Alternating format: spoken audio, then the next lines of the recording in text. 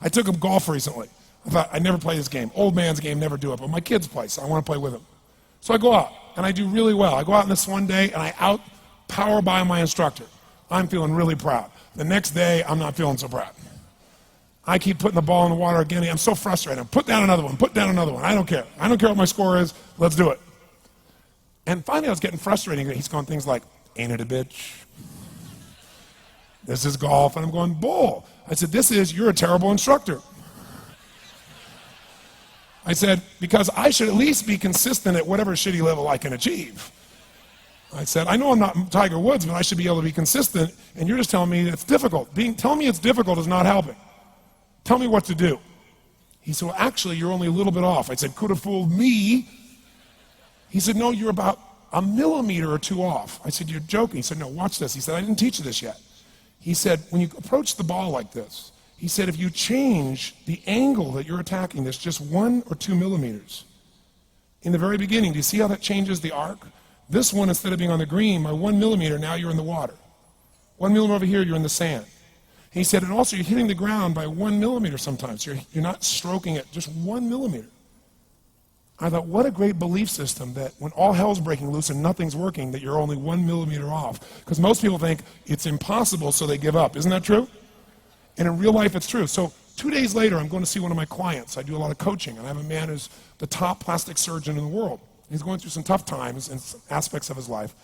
But this is a guy that gets paid by Sultan of Brunei $1 million to fly over and do 3 people's faces. He is the #1 plastic surgeon in the world. He can make anyone who's ugly look spectacularly beautiful. He showed me pictures of a woman who's 84 years old. He made her look 40 and gorgeous, no exaggeration. But you know what? I'm waiting for him in his office, and he's still in surgery. So he's got a new book he's creating to teach other surgeons around the world. And I'm going through it, and it's got pictures of the top 100 supposedly most beautiful women in the world's faces. And then men. I wasn't paying attention to that one. I just kept turning the pages, right? But I noticed something. He's got all these measurements. And he has mathematically calculated what it takes to make someone look gorgeous, man or woman. And it's a few millimeters. Interesting. For example, on a woman, the distance between the top part of your lip and your nose, this little distance, the measurement of that, if you're beautiful, gorgeous, is the same size as your eye. If it's 1 millimeter more, you have an average face. If it's 2 millimeters more, you are butt ugly. Okay. The difference between butt ugly and gorgeous is 2 millimeters. He's got about a dozen of these little 1 or 2 millimeter changes he makes, and it's a different person. It is unbelievable. So a very powerful belief to leave today with would be, nothing's working, I'm 1 millimeter away. What little thing do I change? And when I do, it changes everything. Because I'm heading this direction, I make this little shift. You take that out an hour from now, a day from now, a week from now, a month from now, you have a totally different destination from that direction. But the 1 millimeter change, I'll show you one of them right now. Check this out. Stay in the state of certainty. Some of you lost it. Intensify it, whatever it takes. Make your move. Come on. Make your move. Say yes. Say yes. Say yes. Say yes. Now feel that in your body. Don't let go of it. Now watch. Here's the difference between being certain and being uncertain. Did you see that? Certain, uncertain. See if you can find that little spot between the two, where you drop just a little bit of your chest, and you feel it drop, and come back up, and drop it. How many can feel that difference between where you really feel it, now intensify it, and where you dropped it? Is it a tiny difference, yes or no?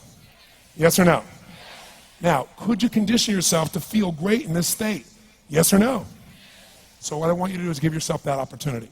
So the way we're going to do is very simple. We're going to go in a peak state. And then we're going to train ourselves. Because guess what? If you're in this state of certainty, and all hell's breaking loose in your life, people can't figure out to go, move, I'll handle it. People go, he's so lucky, he's so confident. No. Here's what I've created for my life, and anyone I know has succeeded. I'm a 17-year-old kid from Azusa, California, with no real education other than self-education, with no background, with parents that did their best, all of them, with no money, but I did one thing. I love people, and I had an enormous demand I made upon myself, and I sculpted my mind and my emotions to get me to do whatever it would take to achieve and to contribute. But to do that, I did it by using my body and changing my focus.